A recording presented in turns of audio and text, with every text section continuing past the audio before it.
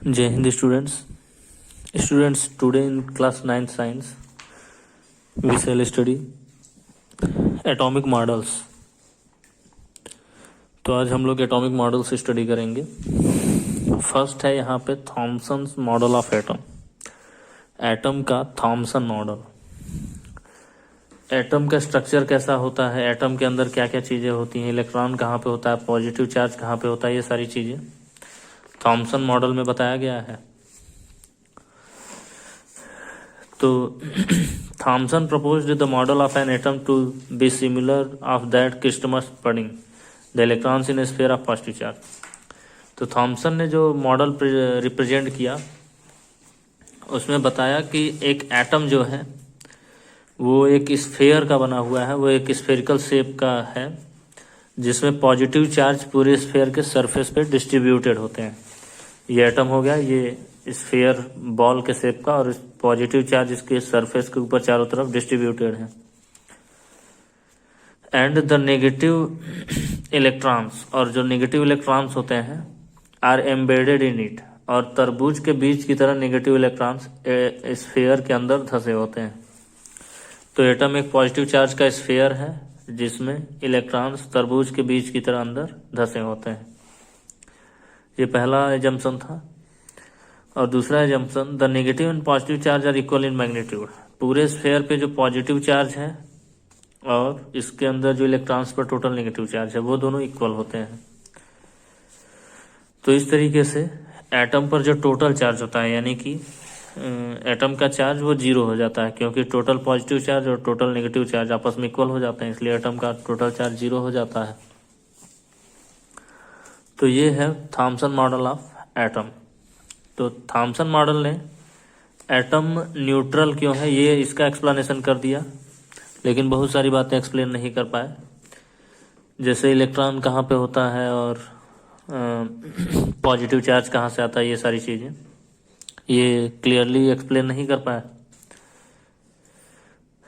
इसके बाद next atomic model है Rutherford's model of an atom. Atom का रदरफोर्ड मॉडल। तो जब थॉमसन मॉडल जो है, एटम का थॉमसन मॉडल वो फ्लॉप हो गया, क्लियरली एटम का एक्सप्लेनेशन वो नहीं दे सके, तब रदरफोर्ड नाम के साइंटिस्ट ने एक नया एटॉमिक मॉडल रिप्रेजेंट किया।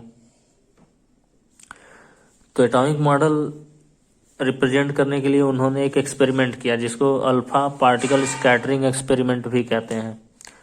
Alpha particle scattering experiment.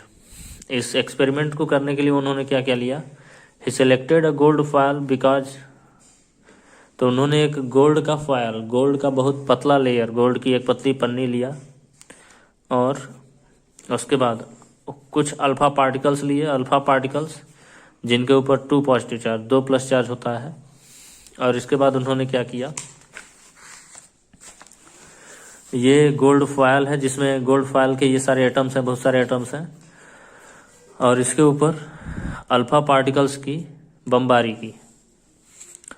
तो जब इसमें अल्फा पार्टिकल्स को पास कराया गया गोल्ड फॉयल्स के थ्रू, एक्सीलरेटर लेकर के अल्फा पार्टिकल्स को जब इसमें से पास कराया गया, तो इसमें ऑब्जर्व किया गया कि मैक्सिमम अल्फा पार्टिकल्स जो है वो स्ट्रेट सीधे फॉरवर्ड डायरेक्शन में चले जाते थे, एकदम सीधे निकल जाते थे।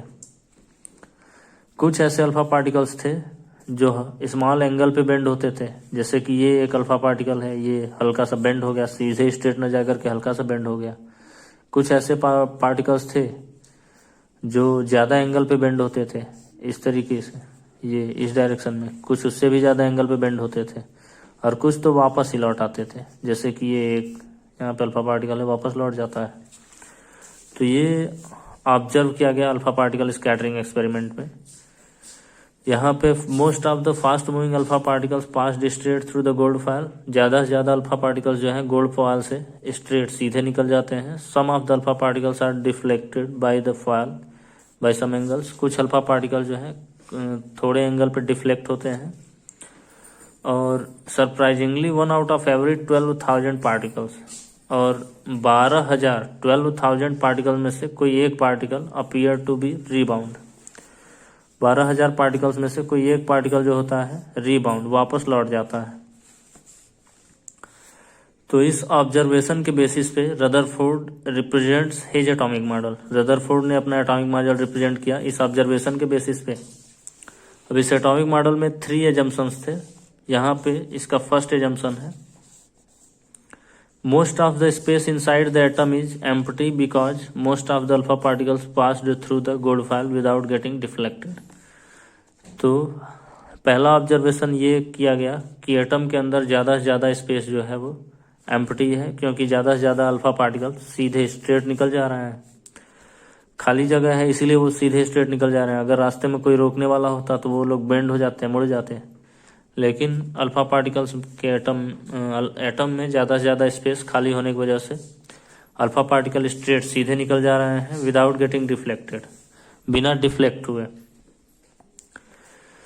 Very few alpha particles were deflected from their path, बहुत ही कम अल्फा पार्टिकल्स अपने पथ से डिफ्लेक्ट हो रहे थे स्मॉल एंगल पे या फिर लार्ज एंगल पे। तो इस बात से ये पता लगाया गया कि अल्फा पार्टिकल्स जो होते हैं वो पॉजिटिव चार्ज होते हैं। तो एटम के सेंटर पर कोई एक पॉजिटिव चार्ज पार्टिकल है जो अल्फा पार्टिकल्स को डिस्ट्रैक्ट कर रहा है, उनके बीच में रिपल्सन काम कर रहा है, इसीलिए वो लोग डिफ्लेक्ट हो रहे हैं। अगर रिपल्सन ना काम करता तो डिफ्लेक्ट ना होते। इसी वजह से एटम के सेंटर पे कोई पॉजिटिव चार्ज पार्टिकल है और अल्फा पार्टिकल्स भी पॉजिटिव चार्ज है, इसलिए उनमें रिपल्सन वर्क कर रहा है। A very small fraction of alpha particles were deflected by 180 degree, और बहुत कम, केवल 12,000 पार्टिकल्स में से एक पार्टिकल रीबाउंड वापस लौट जाता है। इस बात से ये कंफर्म किया गया कि वो जो सेंटर है, एटम का जो सेंटर है, वहाँ पे पॉजिटिव चार्ज तो है ही, वो बहुत ज़्यादा डेंस है, डेंस पॉजिटिव चार्ज है वहाँ पे। और एटम का लगभग पूरा के पूरा मास उस पॉजिटिव चार्ज पार्टिकल जो है उसी में कंसंट्रेटेड है। और रदरफोर्ड ने एटम के सेंटर के इस पॉजिटिव चार्ज को, जो कि काफ़ी डेंस और सॉलिड है, इसको न्यूक्लियस नेम दिया। तो हर एटम के सेंटर पर एक पॉजिटिव चार्ज होता है, पॉजिटिवली चार्ज्ड स्फीयर होता है, जिसको न्यूक्लियस कहते हैं। तो इस तरीके से ये एटॉमिक मॉडल हो गया रदरफोर्ड का। लेकिन रदरफोर्ड के एटॉमिक मॉडल में भी कुछ ड्रॉबैक्स यानी कि कमियां थी, और वो कमियां क्या थी? अच्छा, रदरफोर्ड के एटॉमिक मॉडल में कुछ और भी एजम्पशंस थे, जैसे कि इसमें एक और एजम्पशन है। मेन एजम्पशन इसमें क्या है कि रदरफोर्ड के एटॉमिक मॉडल में एटम के सेंटर पर एक पॉजिटिवली चार्ज्ड न्यूक्लियस रिसाइड करता है।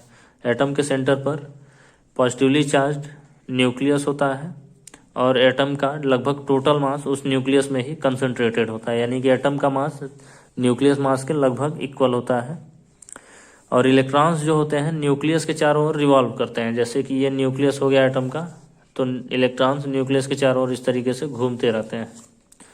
जैसा पिछले वाले मॉडल में, थॉमसन मॉडल में बताया गया था, उसमें इलेक्ट्रॉन एम्बेडेड होते हैं, तरबूज के बीज की तरह धंसे होते हैं।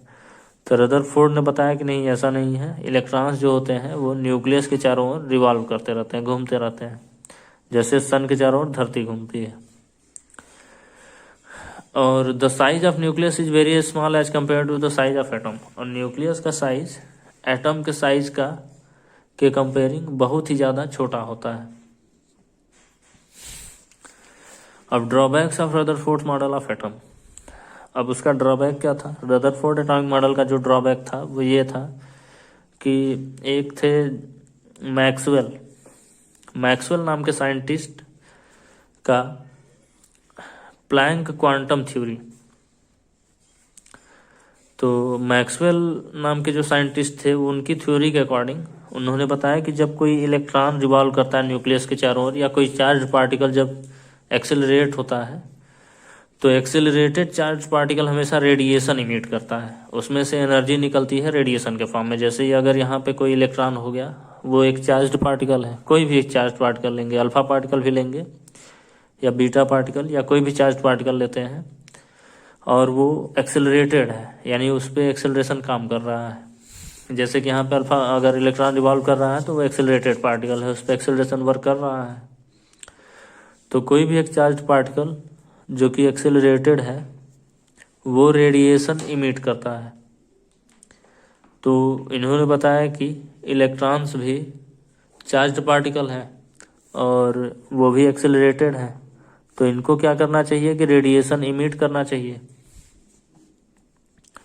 और रेडिएशन इमिट करते हुए इनको क्या करना चाहिए कि इनका जो ऑर्बिट का साइज है वो धीरे धीरे छोटा होता जाना चाहिए। जैसे कि इलेक्ट्रॉन यहाँ से स्टार्ट किए रिवॉल्व करना, तो रिवॉल्व करते करते इनके ऑर्बिट का साइज धीरे धीरे स्मॉल होता जाना चाहिए और लास्ट में इनको न्यूक्लियस में फॉल हो जाना चाहिए, न्यूक्लियस में गिर जाना चाहिए इस तरीके से।